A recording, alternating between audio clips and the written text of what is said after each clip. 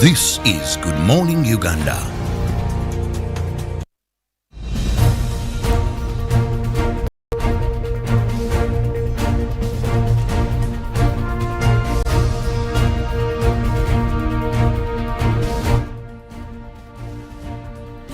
Also means again that we are far from how we did start this year. I can take you just a little bit back. We started this year in May of elections. Who would ever think that would end? We have some peace of mind. A lot of principles, statuses, wives, all those kind of things, funny things, bloggers, people crossing from one party to the other. Well, tell you what, all that is done and dusted, and guess what? We're here in September. Now, something quite special about September is that it is a month of old school, a month where we do remember things that we used to do in terms of songs, in terms of meals, in terms of hideouts, hangouts, and all this. Basically, we remember things that shaped our old days. And starting from that, I want to first and foremost ask Miss Priscilla. So let me start with Priscilla. Good morning, Priscilla. Good morning to you, Felix Nkunda, and good morning to you, all of Uganda. Thank you so much for joining us for yet another brand new day here on Good Morning Uganda. My name is Priscilla Nalwooga. Delighted to be here. So Felix was asking a question, but before he asks his question, he mentioned about the year beginning with elections, and according to him, it's done and dusted. Surprised by that comment, because as long as we still have the election petitions going about in the courts of law, then I don't believe it's done and dusted yet, Felix. Okay, talking about courts and all these things that happen in courts and what and all this, as the women would say, the wahala, all this wahala, political wahala, you would want to think that the major events in politics are done, clearly, and we can't put ourselves to a standstill about what's happening in courts. But again, Robert, good morning. A lovely morning to you, Felix Nkunda. I love your beard of late. And of course, to everybody who has woken up with us, thank you so much for making us a television station of your choice. It is our pledge that will keep you informed, entertained, but also well-versed with what is happening globally and also back home, so that you start your day a very informed person, because you made the right choice to begin it with us. Now I will just quickly also ask my next of kin. I don't know if that's the right station. Molly.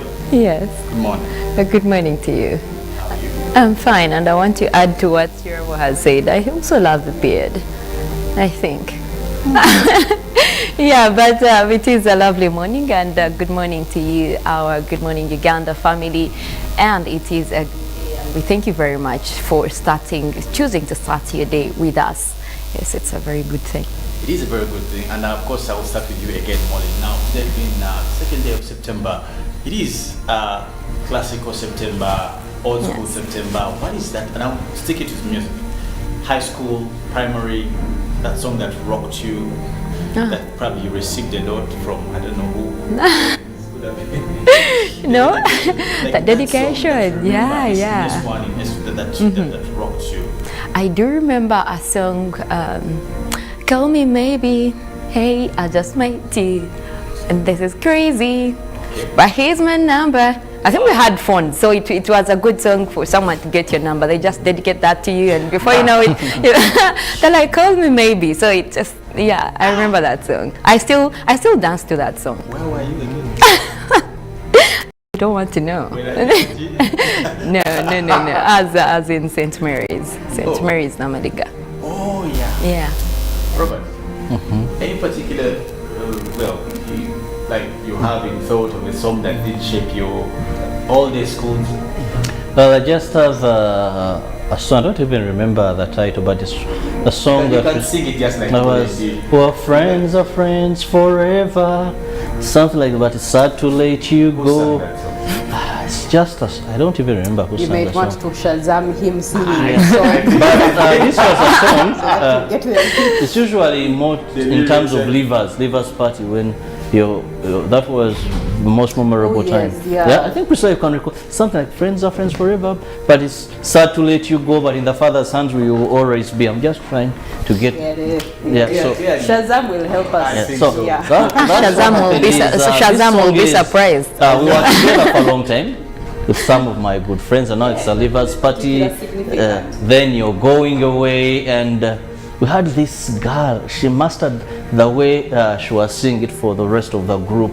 It's sad to let you go, but I place you in the Father's arms. I know we shall meet again. Friends will always be. So every time I try to remember that song, and how she sang it very emotionally, like, okay. Okay. Now, Priscilla, any particular song that you think will take you back in the days? Yeah, African Queen. Yeah. Two-Face, Baba. Two-Face. That song. Class Yeah. was this? It doesn't matter. Mm-hmm. Yes, but it was a nice song. It You is. see, No, the true. fact that Yeah, it is. Still is actually. an African woman. I think even up till today. I think even up to today, it's still, it's one of those songs that classic. can live on because of the significance of its message. Yeah, African Queen, the girl of my dreams. You make me wanna. Let me stop. DJ stop. Well, for me, of course, the whole album of Westlife was some of those songs that I used to. Westlife and Boys to Men, Benny, and then Queen of My Heart. Wow, Soledad. yes. Those were songs that Queen I of used My to- Heart. And we used to do this whole thing at home, like trying to mime at home. Queen of my heart, So the one you- that dance like this. you would- Queen of my heart. Okay, when you talk about Queen of My Heart, it is one of the songs that also brings memories. I always look back as I walk away. I remember there was a certain girl. Certain girl? Primrose. Yes, she was called Nalima Primrose. Oh, good. That's good And content. those were There. days when Aristotle, there was a Writing bookshop pads. that just come in, and there were writing pads. So you would go, the little pocket money they are giving you buy that book pad. that has flowers and all that. Then there was also these envelopes that were well decorated. Then you also have to do some art, and you had to perfect your handwriting as well. Investment So- in puppy love. Everybody loved sweet nothings. So you had to have a good handwriting. So And then this with nothing. You have to hire someone's handwriting. So I had a because friend of called that. Elvis Mugume. Elvis Mugume, wherever you are, what you did to me is unforgivable. So I got to Mugume because the guy had a good handwriting. You would think it's a woman. So Elvis was supposed to write for me. And Elvis did the writing, but down he didn't put me. He put Elvis. He put somebody else. Lots of forgot. love. No, so I waited for a reply. You know when you've delivered, DH is not like, what is happening? So I had to go and ask, didn't you get my message? They are telling me which message. Oh. What message? I Actually, got? Robert, speaking about messages, I remember that we used to post letters through post office. Now, With stamps. definitely you have to buy a stamp, and then the problem is when when the letters used to come in, they had to be checked. Hey. Now, you would hear on the parade thinking what they are calling you for what? Felix, Kirabo, Priscilla, yeah. But how many did you ever deliver? Yes, I so don't know. You know what? you must have a list. I had people in Navisusa, Namabunga. Oh my All God. right, Just like this conversation can go on and on forever, but on our social media platforms. But also, I know you do have a throwback on this Thursday morning in terms of school laters, high school music. You can let us know by sending us a message on the number on your screen on WhatsApp or text message, so that we also hear what your journey was like in terms of letters and music. But on our social media platforms, we are rising alongside you. If you're not able to watch it live all the way, you can go to YouTube, which is UBC Television Uganda, and watch us as you continue on with your day's affairs. Equally, on Twitter, we are having streams links, so you can go to our Twitter page, which is at UBC TV Uganda, and be able to get the links there for the live morning as we continue on. Of course, we do have the day that has been shaped by so many stories, but majorly all conversations are all around the Greater Massacre, starting off with the stories that have made the last 24 hours shaped locally. And Greater Massacre, there we now see the struggle for justice kicking off in courts of law, where 10 suspected to be part of the machete-wielding men destabilizing communities in Massacre have been arraigned in Massacre Court. Some of the suspects included Juan Henry Kaboyo, 30 years, Moses Kaganda, 26 years, Batista Mutabazi, 36 years, Issa Sebunya, 35, Joseph Kayabula, that is 30 years, and Ashraf Kaizi, who is 20 years, all residents of Bunyanjiri in Rengo district. Others included Mike Serwada, 34 years, a resident of Chisenyi, Wankurukuku in Lubaga division, Kampala, Jude Muwonge, 38 years, from Kimanya, Kabonero, Masaka district, Christopher Serwada, 23 years, a resident of Mpugwe in Nyendo, Masaka, Paul Sekajugo, 43 years, a resident of Natete in Kiseka, Rengo district.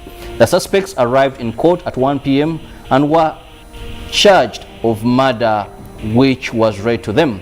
State Attorney Richard Bivirimbuka told court that the suspects are linked to the murders in Masaka. The charges were read to them by the Masaka Grade 1 Magistrate Charles Yetise, but they were not allowed to take plea because this court had no jurisdiction to. The suspects, however, told court that they have been subjected to torture, yet they are still suspects. They were remanded till the 15th of this very month and year.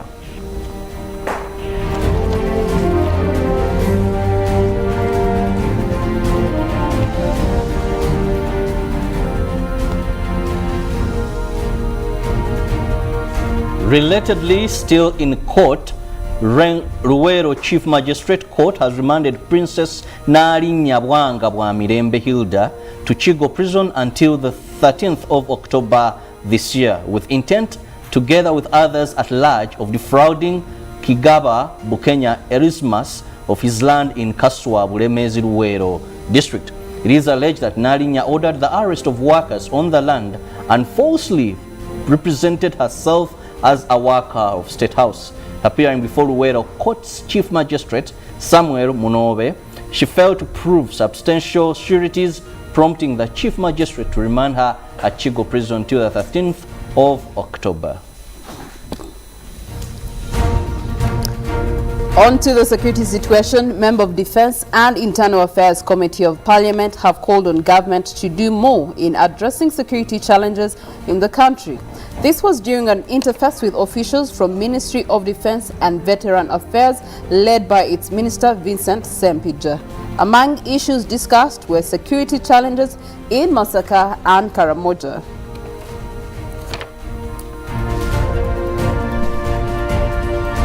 UBC West starts its broadcasting services based in Boma, Mbarara City, Western Region as a strategy of bringing services closer to the people.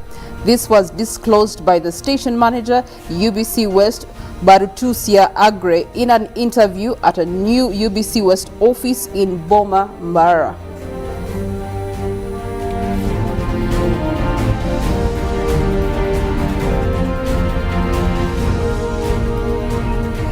Well, we get to decentralize the 11 stations that we have, bringing them closer to their communities that they actually communicate to them. So congratulations to UBC West for actually moving closer home. In Bara, I know that you are welcoming people with open arms. You finally get to meet them in person. More so, enjoy the national broadcaster in your region. Wishing them all the best on this extended venture for their journey. But away from that, on the international scene, we've also had stories that have come and shaped the last 24 hours, equally in regards to weather, nature and climate. Felix Nkunda.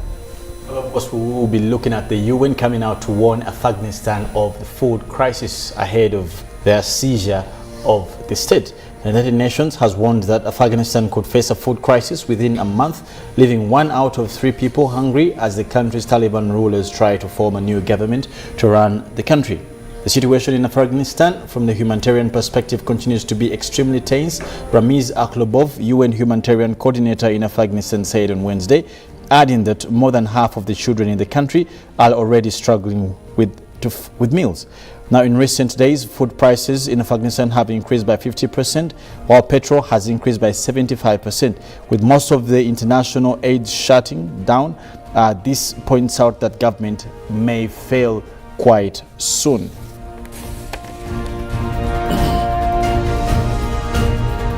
Now, still in international stories, Israel comes out to warn US over plans to reopen Jerusalem consulate.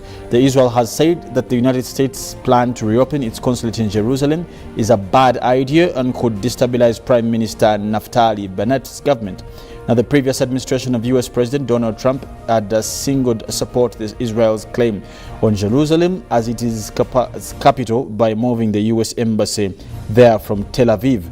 The shattering consulate, which has traditionally been a base for diplomatic outreach to the Palestinians, it was among the several moves by the Trump administration that intensed Palestinians leader who want East Jerusalem as capital for future state. Now, Joe Biden has planned to restore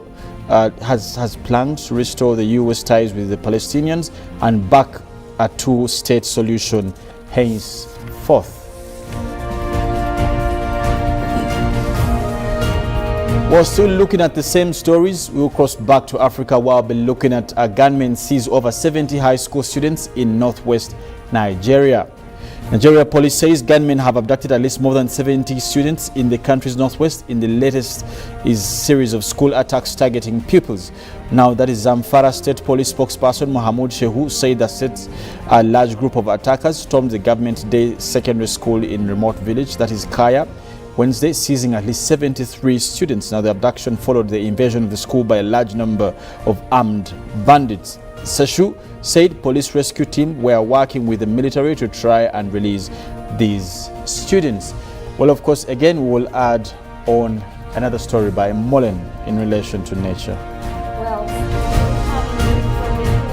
about weather disasters becoming more frequent and costly.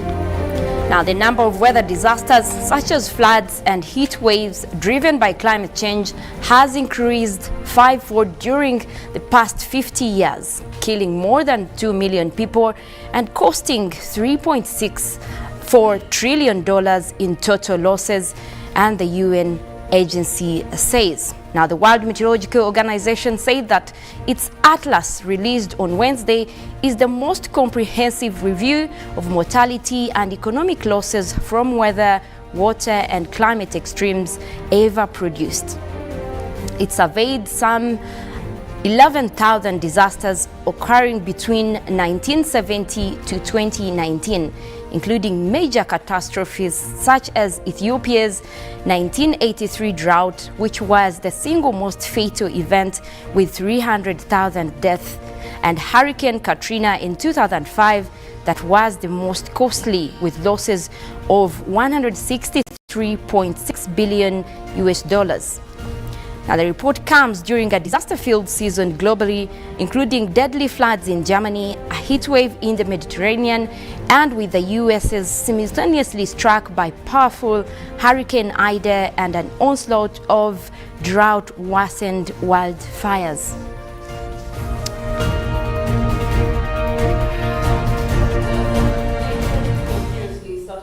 Louder and louder. We only pray that these things are put under control with the policies that have been happening. We had the G7 having a sit down, and nature was one of their conversations, the conservation of nature. Hopefully those resolutions can come in time to save the world and these different parts that are being affected by what's going on. But also, we are being affected by COVID-19. Our immune systems must be at their very best. And Robert Kirabo, as usual this morning, he has something that he takes so that he can boost his immunity system. Well, you've just talked about nature. And one of the things is when God was creating this world, he gave us all that we need to treat our bodies. So what is in these drinks from Hallelujah Reflexology Treatment Center is that they are natural, 100% natural. They get all those ingredients that are hard for you to come across, and they are packaged in these two bottles, Hallelujah Turmeric, Hallelujah Ginger Tea drink. So when you take them, kickstart your day with them, you're sure you're drinking something that is important to your body and valuable in terms of boosting your immune system. So make it your daily routine. Every morning, like I do, get Hallelujah Ginger Tea or Hallelujah Turmeric, and you'll have the strength you need. But above all, you'll ensure there's something that you've given your body that will empower it to fight diseases. Well, of course, speaking about diseases, we must also remind all our viewers out there to take precaution in terms of securing yourselves against COVID-19. We must also remind you again, COVID-19 is actually still with us, and endeavor to make sure you abide by the SOPs. Wash your hands very much well. Also sanitize, and again, social distance, avoid crowds and all kinds of things that put you in harm's way. Well, of course, we will now take a break, have a song for the day, and of course, but before we do that, Priscilla has some messages. Yes, I do have some messages. We do have Moses Mugerwa, who has sent in a response to the music and the old times of love letters in high school. Ha ha ha, reminds me of the fun. I like you very much. When I see you, I am happy. Send me a picture and I'll send you a diagram. I will love you until Lake Victoria dries up. You know, those were that will sign out messages. Of what? Okay. All right, we also do have Aaron Noah from Toro. Good morning, Uganda crew. You guys are amazing today, and my morning has indeed been spiced up. Big ups to you. Well, thank you so much, Aaron. And of course, our poll question for this morning is going to be appearing on your screen while we have more of those conversations coming through from you.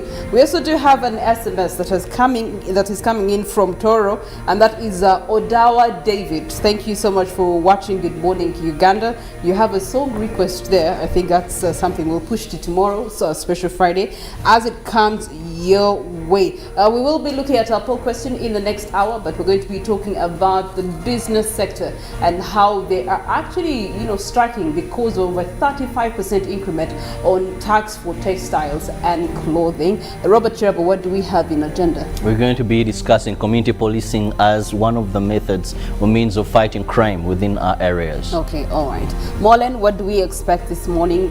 Yes, we want to look at the river floods again that are now surging across especially the Rwenzori region, and more to that, we will take a look at our satellite coverage over Uganda and of course our weather forecast for the morning. Okay, and our poll question is, what can be done to minimize crime in the country? What can be done to minimize crime in the country? Hashtag UBCGMU. You can respond using our WhatsApp line, which is also an SMS line, or even on Twitter at UBCTV Uganda. For now, we step into our break, leave you with the song of the day, return with you for the newsreel discussion. Good morning.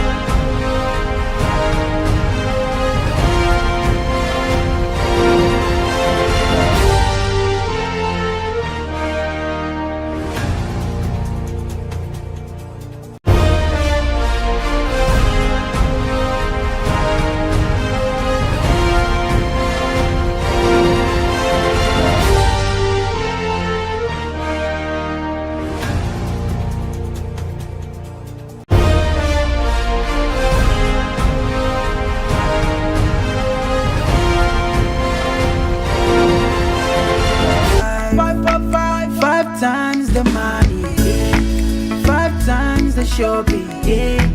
5 times the prices, yeah. 5 for 5, oh yeah.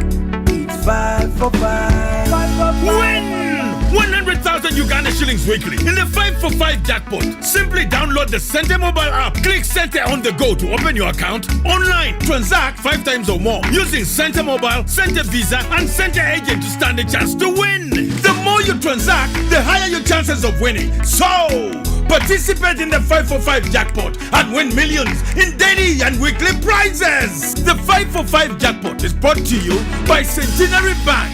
Our bank, Centenary Bank, is regulated by the Bank of Uganda. Customer deposits are protected by the Deposit Protection Fund. Getting GoTV was the best decision James has ever made. Finding a good place to watch football was never easy, but it was costly until James discovered something big. Now he can finally enjoy the benefits of homegrown advantage with a decoder and 1 month of GoTV value. For just 25,000 shillings, enjoy the world's biggest leagues and cap competitions. GoTV Uganda, love it. You know, you could just buy a new smartphone from anywhere in Uganda. Dial *175*94# to activate their 100% double data bonus offer on weekly or monthly bundles for 3 months. Better yet, you automatically receive free 1 GB valid for 30 days. You are hooked already, aren't you?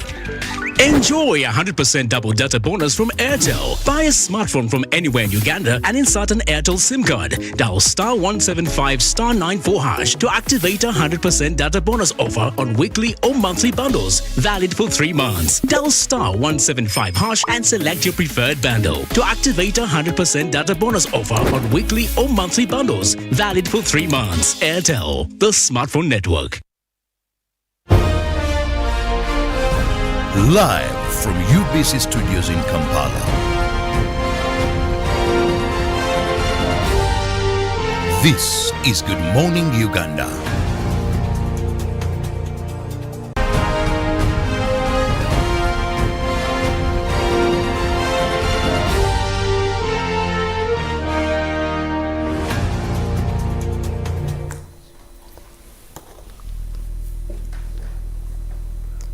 Good morning to you once again. Welcome to Good Morning Uganda. In case you have just joined us live on UBC or even you're streaming live on our YouTube channel, which is UBC Television Uganda. Thank you so much, especially for our family in the diaspora. My name is Priscilla Nalwooga, and into our 7 o'clock hour, we are going to be talking about traders and a strike that has been ongoing underground in protest of an increment in taxation, a conversation that I'm going to be engaged in with Robert Kirabo alongside Felix Nkunda.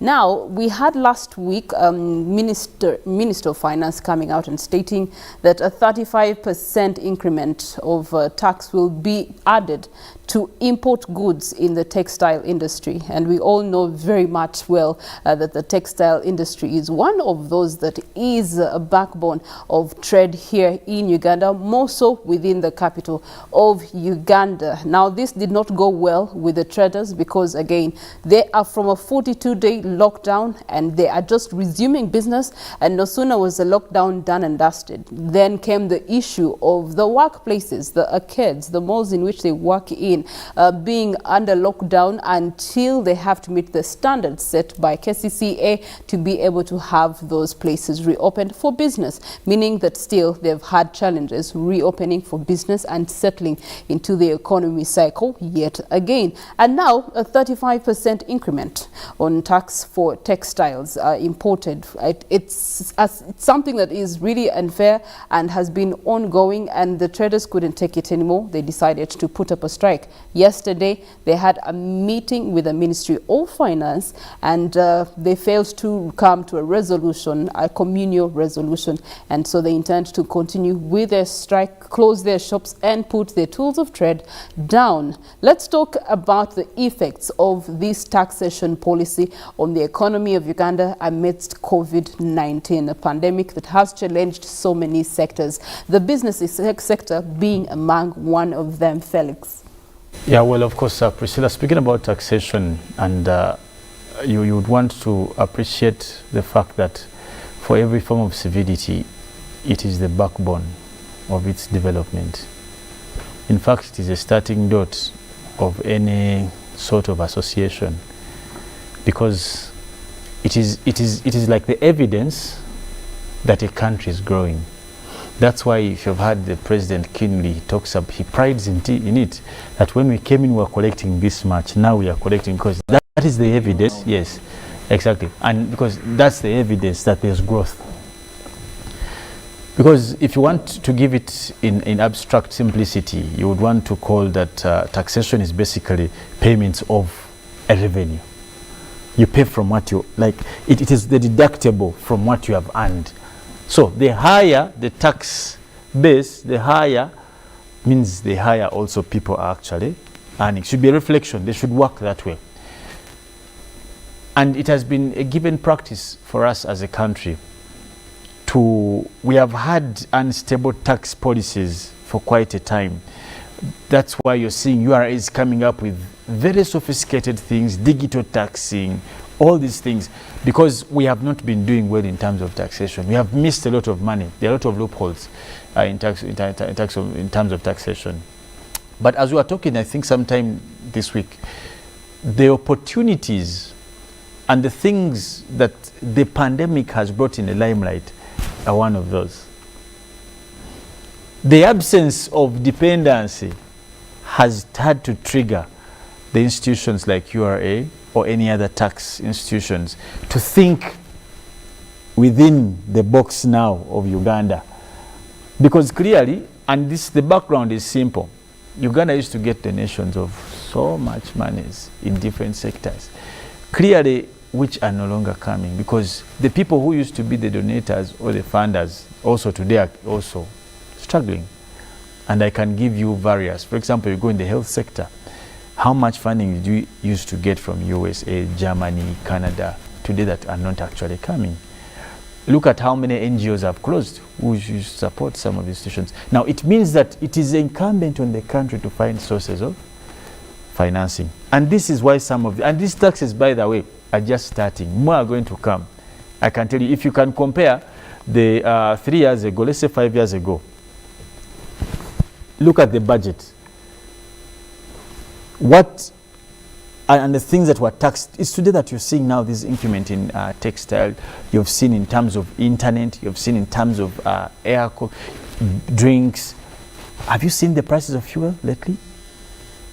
Yeah, a litre of petrol is going for about 4,200. It's coming to 5,000 by end of probably of this month. Within the city centre, it's actually you get the thing. 4,500. Yeah. Now, those are the indicators of how, I won't say bad, but how needy government is for its nationals to finance our ongoing sort of activities. That's why we ended up in this place. The question, Priscilla, just in a moment, that you asked about its effect on the business community. You see, taxation must rhyme with the business affiliated communities, because they are the major partners or they are the major stakeholders with taxation. If you want to say, like how you say, who are the major stakeholders when you want to talk about taxation, you can't say government. It is not a major stakeholder, because does government, how much taxes does government pay? You have to focus on the people. Government can't pay taxes because they use your money to be That's able what I'm saying. to survive as government. If you're talking about major stakeholders, you must concentrate on the business community and the people, the consumers, because there's what we call direct and indirect taxation. Now, the people who pay most of the taxes are people who pay direct taxes, like the people in employment. What we call pay as you earn, NSSF. You get the point. So now those are the people that you must understand very well. The business community, they pay direct because they import, the people in manufacturing. Now the effect of a bad tax on them is direct Okay. They are not in business. All right. Tax policies have come and gone. Let's start with the OTT policy that came. It failed after not many years, just a few, 2-3 years. It failed and it has been scrapped off. The resolution to that is now they tax directly your internet bundles, which I don't know how far that is also going to go. Meanwhile, we are having this conversation in the fact, bearing in mind that it's COVID-19 and everyone has been strained and set back. And because of these setbacks, we are seeing the funds, the donations that Felix was talking about being reduced to the country, meaning that in one way or another, the budget that was recently released for the new financial year that was in July, starting July 1st, shows you that we have to fund our own budget to be able to survive. And that percentage is greatly going to fall on Uganda. And we had an increment in the fuel prices, as he talked about. There was a taxation that was yet to be imposed on flour manufacturers, but that was scraped off after they had a dialogue with the Ministry of Finance. Now we are seeing this 35% increment on textile. Now this is an industry that is still growing, first of all, and yet the idea is that we're being told this increment is to be able to support the local produce that we have here in Uganda. Maybe they're wanting to do buy Uganda, build Uganda. So in a bid to stop the traders from importing or cause the traders to turn and look to what we are manufacturing here locally, is this visible? Well, Priscilla, thank you so much for that. First, we must understand, like Felix said, paying tax is what makes any government, the people, to enjoy the life they're enjoying, because you need to have services. But you can have a healthy tax and a tax that is just killing the industry. Now for this case, when we put forward that you want to promote our local industries, you want import substitution and also promoting the local industries, you must first understand this textile industry of Uganda. If you remember very well, government has had efforts to push the textile industry in this country. If you remember the AGOA, I don't know if you can still recall what happened and how it collapsed. So recently I was very happy when I saw the president, though it wasn't much of the informal sector like Kasita, come up with a presidential CEOs forum and telling people in government that consult these people. The textile industry in Uganda has had a number of challenges. First and foremost, if you want to bring in import substitution, how have you prepared your local industry? What initiatives are there directly by government? Have you done enough research to understand why would a person travel to China or anywhere to bring these fabrics if they can be made here in Uganda? Because traveling to China and coming and even paying taxes is way cheaper than getting the product from here. So that's what I was going to tell you, that you've put an increment of 35% import duty, then also per kilo you pay $5 in the weight of these textiles. I want to take you back. Some of the materials the traders are talking about, we here include silk. You can't manufacture silk here. We are not yet manufacturing. We are not yet there. Even when we tried these caterpillars and all that, because that's where they get the silk, it didn't work out. We have another material called satin that is so used by many people today. That material is gotten from residual fuel. We are not still there. So what local industries are you talking about that you want to boost in this area when we know you're not yet there? What is going to happen first and foremost? People are going to get out of business because already we know people that imported their goods and they are not being able to sell them because they are failing to pay the taxation rate. Second, it is going to go back to the final consumer. You know, we are just in COVID. Schools have been closed. If you're to start a tax right now, you understand most of these textiles go into uniforms, into that. Where is the time? Where is this the right timing? First timing would say it's wrong.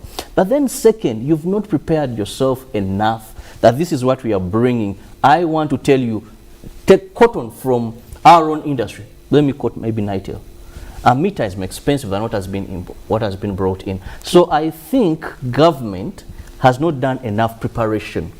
If you are looking at import substitution, we would say that yes, we are producing this and there is so much of it flooding on market. Where are we still importing? Is that the case now? Surely it's not the case. All right, I do buy your argument, but then again, how about we look at it from economic development point of view, where it causes us to rethink, go back to the drawing board, and maybe now start investing in industries that can supplement those other textiles that are not yet readily available on the market. Felix, doesn't this introduce us to attracting investors to be able to now focus to the textile industry and be able to boost it with the different things that we lack here locally? But you see, we must have what we call a supplementary approach to development. As Robert tried to put it, that there's much we cannot fully do as a country in as much as we would want to. We're producing clothes on various levels. There's NITO, there are so many, and the attempts have been made. Huge investments have also been put in, but that's far we can go. You see, in my mind, I'm thinking that the feelings of the people who are trying to increase these taxes are trying to promote internal industrialization, yet it is not a way of supporting it. When you destabilize or when you kill importation, it doesn't necessarily mean that you're building internal production. It does not directly mean that. Do you get the point? However, it can also mean in the same way that you are killing the economy. And I had the president, I think a couple of days ago when I was passing out, I don't remember, but he talked about you over-importing. That's why you're complaining about taxes, because you are over-importing. Yet it's not something we want to do now. We would want to promote local production. But the question is, if you want to put it, you want to put reduction of imports this side, and you want to promote local production, how much have you invested in local production? It goes back to that policy that was put on the electric poles. You want them to stop importing electric poles from South Africa, but then again, how much has been invested in the local producers to be able to supplement and empower them? And that's the argument, that you should have prepared local producers.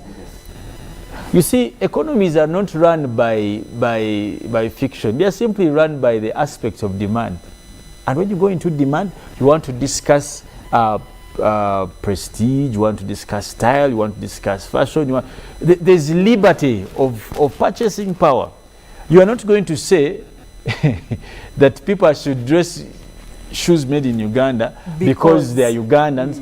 At the end of the day, put your goods on the market. Let them compete.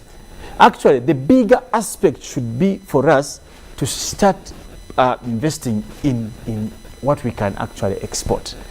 Which would be the ideal? Because I have seen there's a time when we had a lot of rubber products on the market, the niginas, the yobos that people wear now. And initially they were being imported into the country. But now the Chinese came and have set up investments here, and now they manufacture them from here in Uganda, which now makes it more available and affordable. That's way. It gives them much market that people can actually, again, but of course, because of the taxation thing, it's still much cheaper to get it from the other side, even when they're getting tax holidays as investors in Uganda. Now that challenge, now when will we have the attraction of a textile investment industry coming and being able to complement what the Ministry of Finance has decided? No, there's something when you're discussing this story that I think we are not getting very well, that traders are trying to put out, is that this is not all about maybe attracting an investor to come in Uganda. You know, when you're talking about textile, raw materials are very vital. I want to just take you back, and these are facts that we all know. When we wanted masks at the beginning of COVID, we had one of our giant factories coming out and saying it couldn't produce the amount of masks we needed. We had to go back to these traders you're talking about today, getting material. Who at the times, this is general knowledge, that even these big companies that got these contracts, local companies, had to come to these traders and buy material from them, because some of the materials we need, we just don't have the raw materials here to make them. We've not built capacity there. So as you want to promote local industries, how have you prepared people? Felix talked about looking at alternative sources, that okay, what do we do best and where do you want to protect these local industries. I don't want to believe that what would do best in Uganda is the textile industry. And therefore, this developing industry is being siphoned by imports into this country. As long as you've not yet had the raw materials, you don't have the fuel residues, you don't have the raw materials where you're going to have this silk from. Because even those would have to import. And you're forgetting a trickle-down effect, Priscilla. We have skilling the girl child. This is textile. These are people dealing in textile. So much as you look at this trader who is just importing, and you want to have huge tax to discourage them from importing, there is a trickle-down effect. Yes. There's a trickle-down effect. And this trickle-down effect, one trader who is importing this bulk is feeding so many families. They're depending on so many families for this one material. So I believe, yes, let's not just wake up and come up with policies. Let's prepare. No, taxation is a process.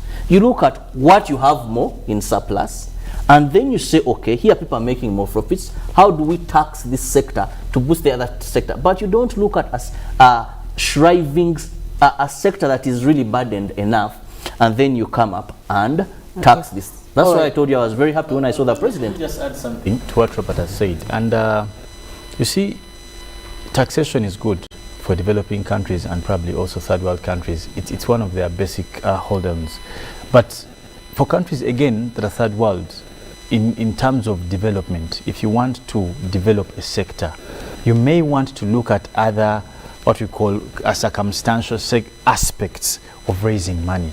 For example, it is in government's confines that you may want to look at what are your corruption policies, because it is not good enough for you to collect all this money from people and there's a loophole. Because it is useless. And you see, taxes are psychological, that people will abide to the tax regimes depending on how do they see themselves benefiting from these taxes. You want to impose all these taxes, there must be. It is going to be easier for communities to pay taxes. The reason why people are making all this noise and saying what is because the effect of the taxes paid are not visible. Okay, but as we look at the effects, yes, we can't negate the fact that any time there will be something that is increased, there will be an effect. There will be a repulsion of it. No, but nevertheless, we are in a time whereby we have to support our own budget. And you know how big our budget is. And we were told by the ministry that we have to finance 76% of it. Now we are looking at, amidst COVID-19, how does the economy recover? Perhaps this is one of the recovery avenues for the Ministry of Finance. Call a healthy tax policy and one that isn't. So it's not all about saying here and there, let's just tax. There must be procedures you follow. You can kill a sector, totally kill a sector. And that will be dangerous to your economy. On top of even of that, and what I was trying to say, Priscilla, earlier is this. Collection of taxes, actually when you go to the US, the UK, France, they pay so much taxes. You follow sports, you know this. People run from those leagues because of, and taxes are not the problem. What motivates people to abide by tax regimes is, do these tax, do we see service delivery?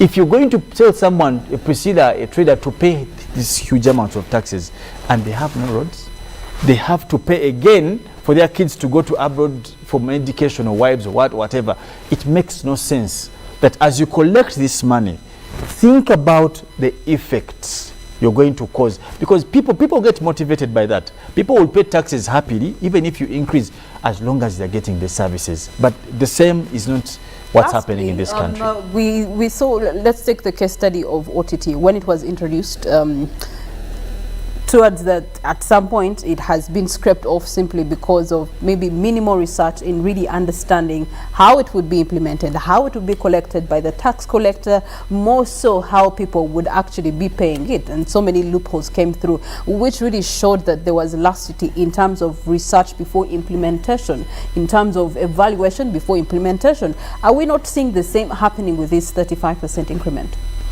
I think if I'm to answer that directly, I think when it comes to the business community, it will have to work, because this is not where it started. It has been going on. These taxes have been increasing for the last 5 years, continuously, every year, and these guys have always, some people who can't handle business have left. those who can still stand there. But the burden again is going to fall on the last consumer. It's as simple as that.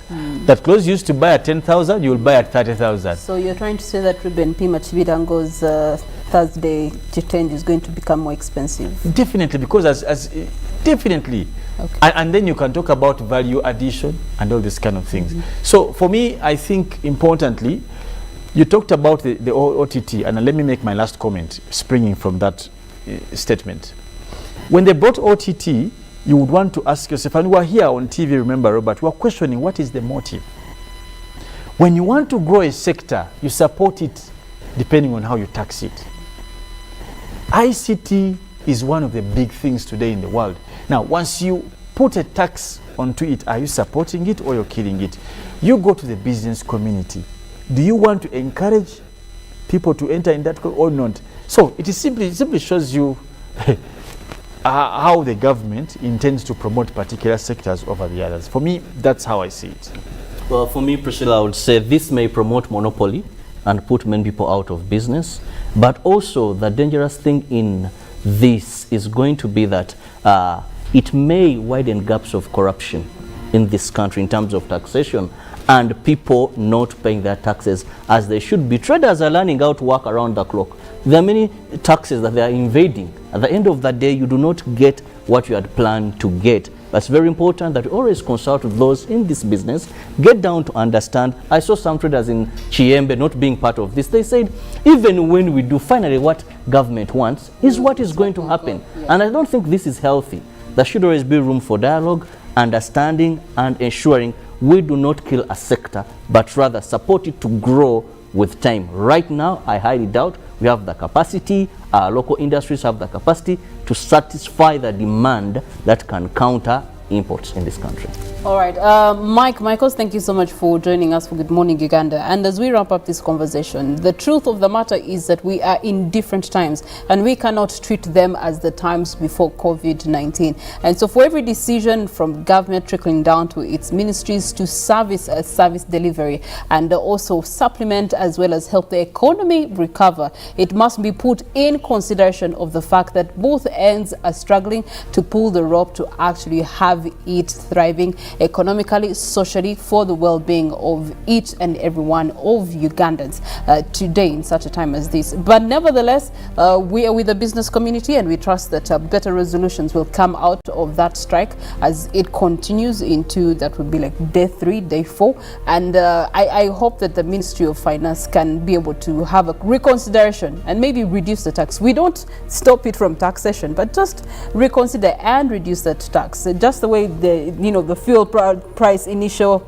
fuel increment in tax is going to be higher, but it was reduced to 1%. So the fish more, remember when his even the that this is something we have to revisit. Yes, because there's already tax the other side. It will be more of double taxation, so we can have these reviews. This morning the dailies, local dailies, have the same black and white print. At the front page they are all talking about 10 suspects that have been linked to the Masaka murders. What more is in the papers? We get to look at the papers this morning. Good morning.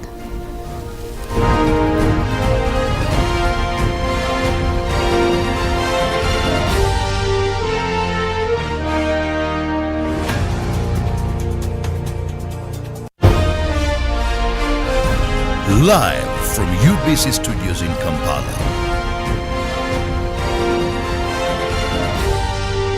This is Good Morning Uganda. Echa COVID-19 chijja kugwa only if we stay at home, observe physical distancing, wear masks properly, sanitize or wash our hands with soap and water regularly, or get vaccinated now.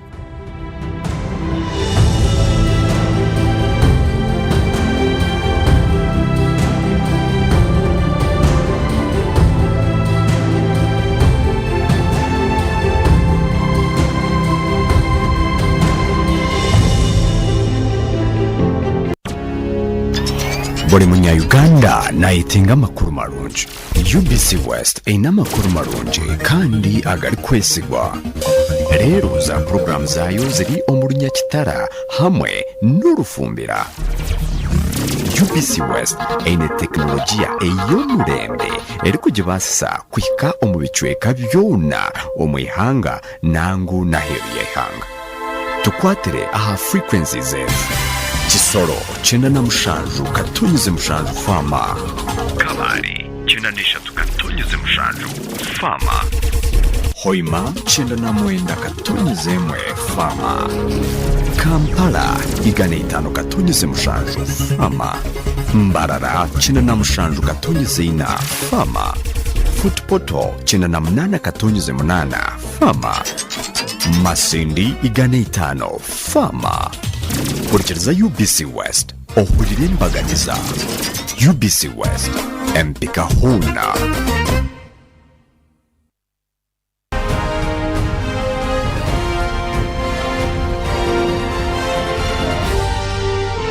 This is Good Morning Uganda.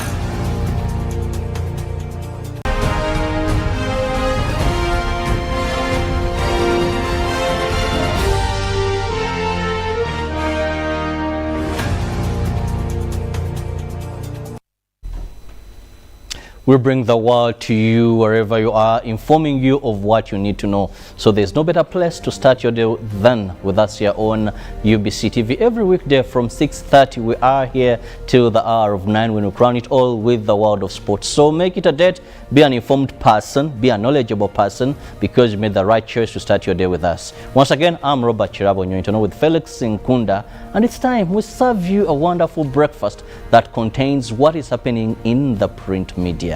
Let's begin with the New Vision, where, yes, the massacre issue, that is so much you've been hearing, murders there, and now it seems police is on top of the game, and security agencies, where we see security arrest informer over false intelligence and 10 charged over massacre killings.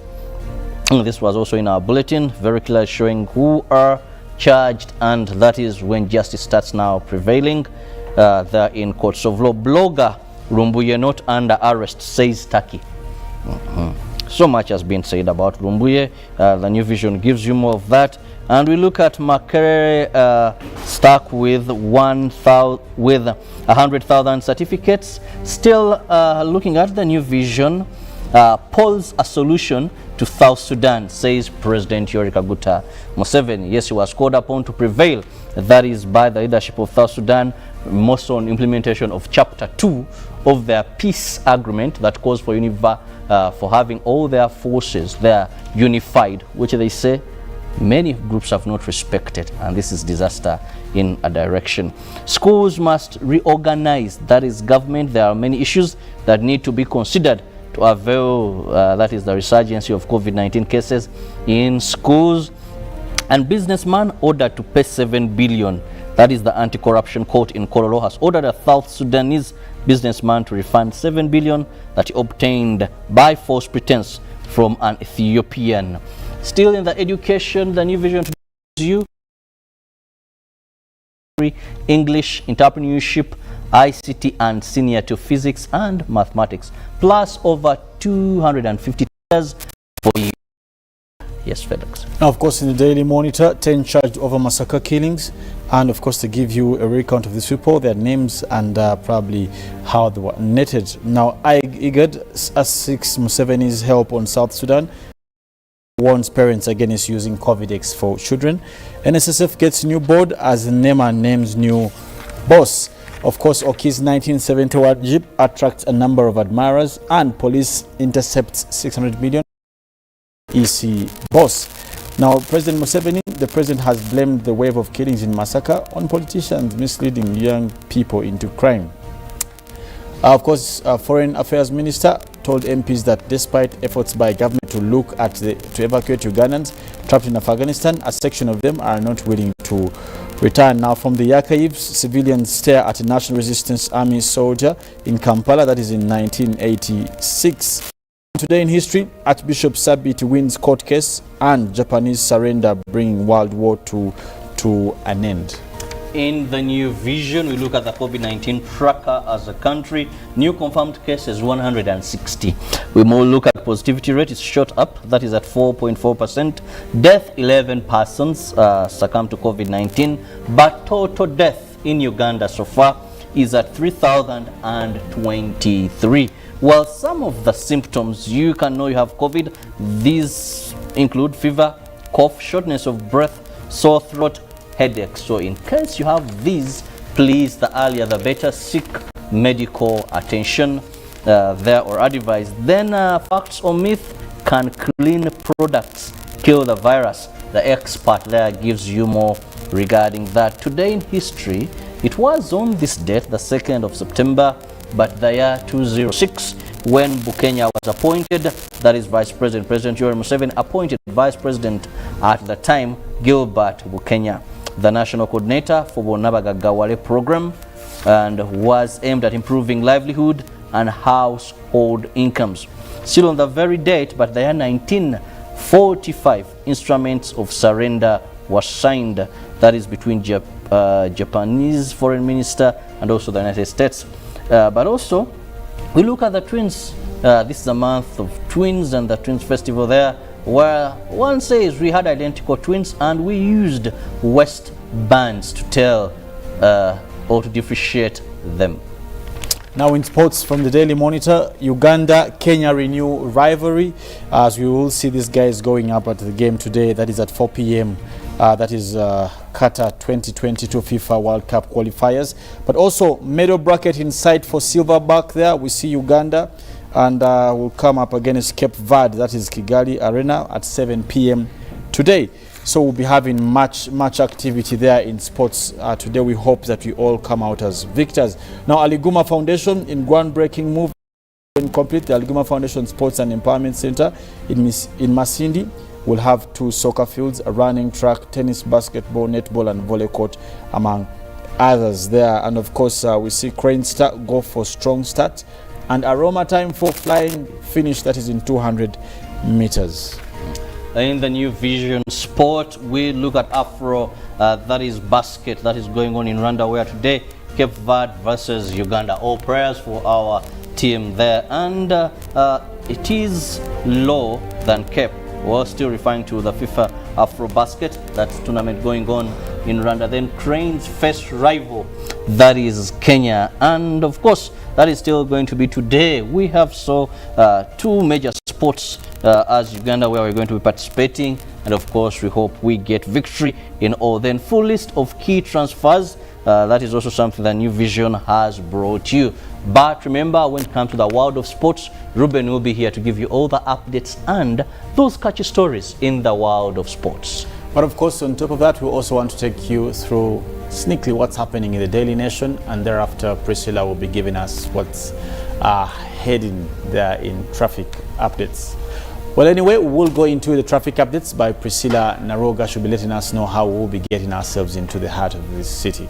Well, the heart of the city today, we are taking it from Tinda, where we originally had the Chisasi roundabout on the Kampala Northern Bypass Highway, but as you know, most recently it's under reconstruction, so the main route has been blocked off, so people who used to access it to enter Chisasi, Chanja and the likes can no longer use it. So we just want to see, of course, there are diversionary routes there that were given by UNRWA and the responsible team that is doing that construction, but we want to see the routes and how those are actually affecting the flow of traffic in terms of Ntinda and alternative routes that you can use. So on the Ntinda Chisasi route, you are seeing some jam that is building up, especially for traffic that is heading to the roundabout, but also a little bit of traffic that is coming from the roundabout. There are commuter taxis, residential areas, the people are being picked up to head into the heart of the city. Now, if we follow that route directly, we get to see that it's actually starting to have its jam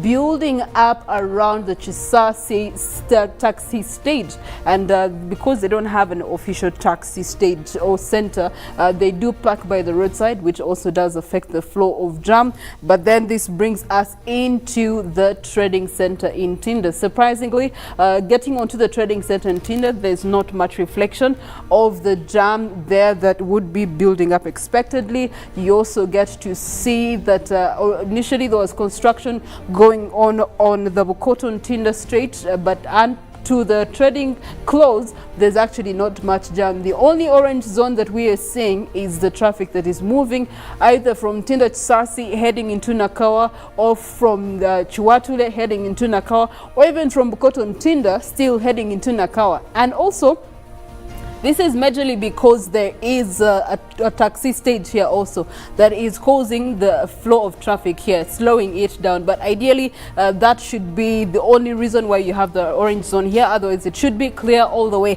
Given the fact that this Chisasi Ntinda route has also newly been constructed, it's wider now and it gives more consideration for traffic jam. But back to the Chisasi Ntinda route, there's another road that people will always use. People can use Wamala Road to be able to avoid the trading center jam, just in case you're moving into the heart of the city later on and there's expected jam in the trading center. Wamala Road can always bring you back to the heart of the city and gets you to the Bukoto Ntinda Strait there. There's also another route that is usually right now it's tarmacked. I think it's the best alternative for people that are in Chisasi and they're trying to avoid the traffic jam. Also, people that are coming in from the likes of Chiwatule, they're coming in from Nigeria, you can use Chigowa Road, and Chigowa Road will then bring you to Magambo Road, and Magambo Road will bring you out from Hardware World in Ntinda Bukoto Road. Hardware World is where it comes out from, and it's a tarmac road. So it's a very nice alternative route that you must learn to be able to avoid the continuous traffic within Ntinda Trading Center. Following the Bukoto Ntinda, heading to the heart of the city, we are not seeing much jam building up until you get to the route that is from Upper Naguru E Road, and that is connecting around Testbirds. That's where you do expect that valley does have some traffic jam because it has some interception roads for people that are either trying to connect to Ntinda or actually connect onto the Bukoto Ntinda Road. Around Ken Joy Supermarket, there's not much jam. Of course, you would be expecting some traffic from the Salo Road connecting to Chira Road, but then again, because of traffic officers there, they help manage that traffic every single morning. The other expected route to have traffic is the Kira Road traffic lights that connect with where you do have Kabira Country Club. Now that one is also expected to be having traffic, and as you can see right now, that Bukoto Chisasi Road is having a lot of red and orange zones that are stretching past the trading center all the way above the bypass, and that straight is coming all the way to the traffic lights here at the Bukoto Chisasi traffic lights. Now, if you don't have patience, you might want to use alternative routes that can actually get you to the old Chisasi route, and you will be able to maybe come out for Rutaya Doctor Road and be able to connect through Kamocha to get into the heart of the city. But if we are to stick to the main road, Chira Road is having jam, especially for people heading into the heart of the city, where it interfaces with the old Chira Road. There's also some bit of traffic jam, and then it does bring you into the Strait of Kamocha, where equally you would be expecting some traffic jam there, but for now there's actually a clear road, as you can see, into the Lugogo bypass. So those are your traffic considerations this morning while you are en route, the heart of the city. Now, speaking of en route, there's a conversation that we started off this morning, throwing back Thursday to the music that we used to listen to and the buletas. Ruben Pima Chibirango sent in a message. I just want to remember the days of the college when we had the Walkman radios, which used to load CDs. Anyone who had that at Sosh would walk away with it. Everyone at St. Mary's Namagonga. That's interesting, especially when the CD had ABBA, Bonnie M, Boys to Men, and Sync groups, not forgetting Westlife. Back then, schools were fun with music and letter writing. Great memories. Topic is interesting. Well, thank you so much, Ruben. Ruben will be here to take you through our sports update. Today is a big day for us as Uganda. Silverbacks are preparing for their Cape Verde fixture tonight at 7 p.m. But But yet in the afternoon, we are going to be having FIFA World Cup qualifiers for Africa, where Uganda is going to be taking on Harambee Stars in Kenya, a game that they are preparing for right now. He will be giving us that sports update. For now, we join Molin Kenyana on weather, nature and climate.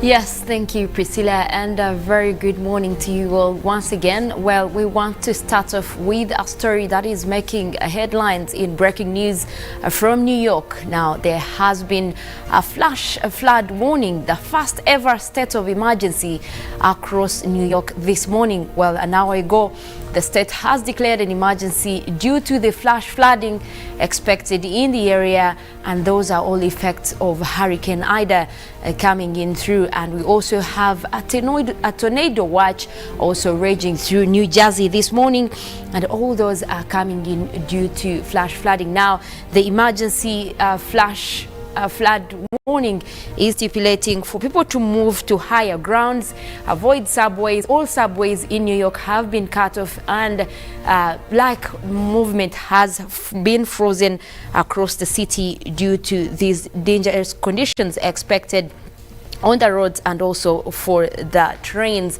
across New York. Now, New York City declaring an emergency is historical, and it is the first weather event to ever cause this. Now, this is going in record as the very dangerous hurricane to ever cause this. Now, we last had the effects of Katrina in 2005, and we did talk about that in our international stories this morning. But we are seeing that Hurricane Ida is likely to actually take over this effect in terms of record-breaking weather events across New York and also the US as well. Now, New Jersey, still the city subway lines have already cut off, and people are not allowed to move in that area. Also, for all movements on the road, still cut off as the flash flood emergency continues within the city. Now, Hurricane Ida is expected to continue with these effects even after making landfall. Now, worse across the city is actually the strong winds that are associated with this hurricane. Well, the emergency coming in from the National Hurricane Center that is valid for today, September 20. Is also stipulating that people should move immediately to higher grounds, avoid walking or driving through the flood waters. Now, the whole city has been flooded, or over also Philadelphia still having those effects of flash flooding as well as strong winds. Those are all devastating effects coming in from Hurricane Ida across that city.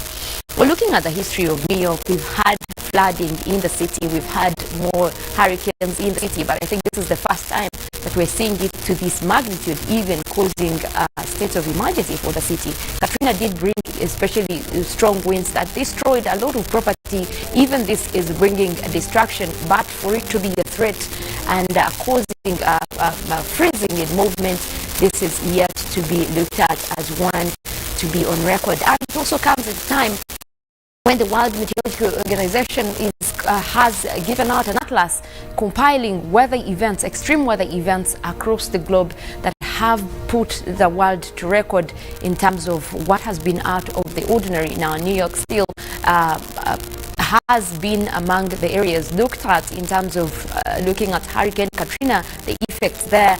We also look at the drought events. Ethiopia has been named with that drought event that is most fit or up to date.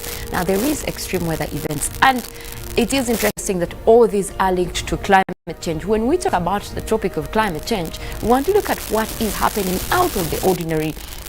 Now, speaking of out of the ordinary, we had last night, UBC did cover a story about the flooding in Mubuku. Still again for the Rwenzori region, we had those floods across Kasese. And all this season, we've been having flooding across the area for the Rwenzori region, Kasese. We had Mubuku River floods. We had River Nyamamba also bursting its banks just due to the heavy rains over this area. Now, my worry is about the frequency in this area. Each month, we are talking about more than one flood events happening across the Rwenzori region. And I hate to break it to you, but our rainy season is just about to start. Yes, there are delays, and also the delays have been linked to the variations within the climate. But now, wondering if we are in a dry season, and just the small rains that we receive across the area pose such threats in terms of flooding and people being displaced from their homes. Plantations are being destroyed. You look at a situation where people can no longer sustain agriculture in such an area, and that is also causing food insecurity. It's not only flooding that is posing threats in terms of food insecurity, but also the drought crisis that we've had, also mostly mudslides. So we want to look at what can be done. We can no longer deny the fact that these are variations coming in due to climate change. And looking at the Rwenzori region in particular, there has been the frequency at which these floods are happening. Now, my appeal is to the policymakers still. When you make these policies, are they being implemented? There was a talk about moving these people from who are close to the river into safer areas. I don't think that has been done, because clearly people are still there and still being moved out of their homes whenever these events occur. But also we need to start looking at contingency plans in time, and this information is coming in ahead of our next rainy season, and most rains are likely to start off even late September and throughout October, November. Those are peak for our rains here in Uganda, and especially Western Uganda. These rains usually come in heavy. What is likely is we could still be looking at mudslides, we could still be looking at flooding still across Kasese. What is the plan? There is need for us to incorporate that as we look at our next rainy season across that area. Now, Western Uganda, or specifically Rwenzori region, is not the only hotspot for flooding. We also have Mount Elgon Highlands. We've seen mudslides across Bududa. That area, that whole area is still in the hotspot for likelihood of flooding. As we talk about our next rainy season, we also need to look at what's the plan, how can we help people, how can we minimize the damage coming in due to extreme weather events that are likely to happen as we talk about the next rainy season. Well, we also want to take a look at what is happening today across Uganda. Now, from our satellites, most places in the country already developing clouds, but looking at what is in the forecast for this morning, we are looking at the western part of Lake Victoria. That is where we have Masaka, we have Kalisi, Zosembabule. That area is already having cloudy conditions and expected to have rainy conditions this morning across most parts of that region at 24 degrees centigrade.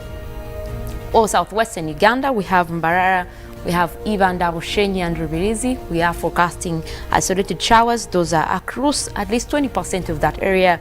And still a cold morning is forecast at 23 degrees centigrade. That is still going to feel cold even as we move into the afternoon. We're looking at Mount Elgon Highlands. We are still forecasting light showers across that area, and still a cold day is forecast. We're looking at 24 degrees centigrade. It's still going to feel cold. Even as we move into the afternoon, we do expect rains to continue across Mount Elgon Highlands. Well, looking at the eastern part of Lake Victoria, we have Tororo, we have Busia, Iganga and Jinja. We're forecasting light showers over that area, and temperatures are expected to be at a cool 25 degrees centigrade. Also, those rains are likely to clear as we head into the afternoon. Well, Eastern Uganda, Soroti, Katakuya, Moria, Kumi, we're forecasting those isolated showers, and temperatures already shooting for 26 this morning, but we will also see that system clear as the day progresses. Now, eastern parts of Central, we have Ruwero, Wobulenzi, Nakasongola, Nakaseke in that category. We're looking at light rains right now. We're having mostly clear skies, but we will have those clouds develop into rainy conditions over a few areas. Temperatures expected to be at a pleasant 26 degrees centigrade. Now, looking at the central part of the country of northern Uganda, that is Gulu, Kitgum, Padel and Adjumani, we're forecasting isolated showers. Those will be shooting for 26 degrees centigrade this morning. More rains expected in the afternoon, but for now that area is already seeing mostly sunny conditions. We have clouds developing. Those will be bringing us those light rains across a few areas.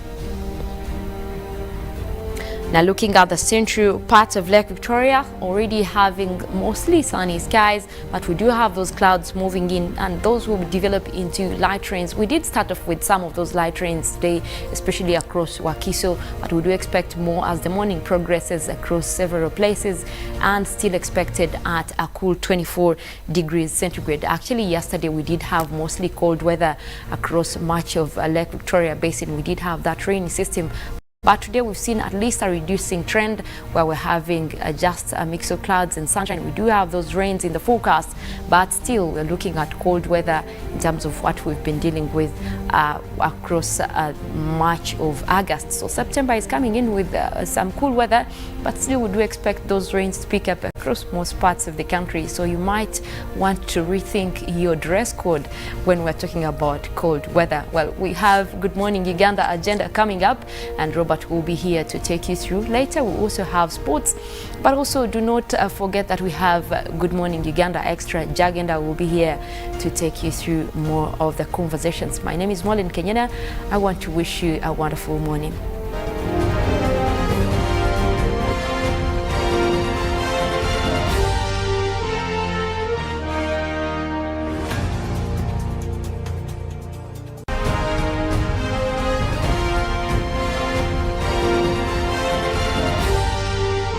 This is Good Morning Uganda.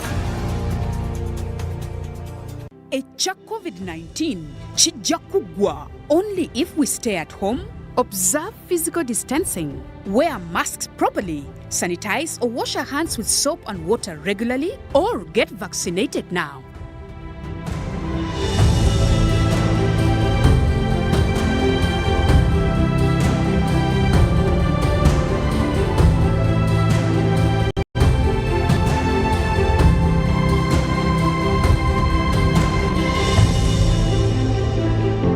Pick of the day on UBC, brought to you by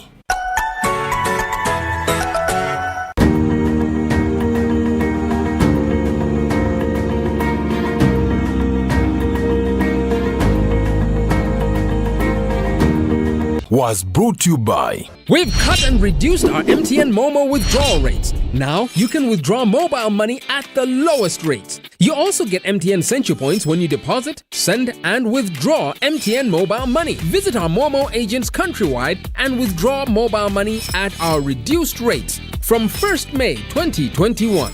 Everywhere you go. MTN. Patriotism is a feeling of love, devotion, and the willingness to sacrifice for one's country. I say no to corruption because I put my country first. I choose peace over violence because I put my country first. I love Uganda.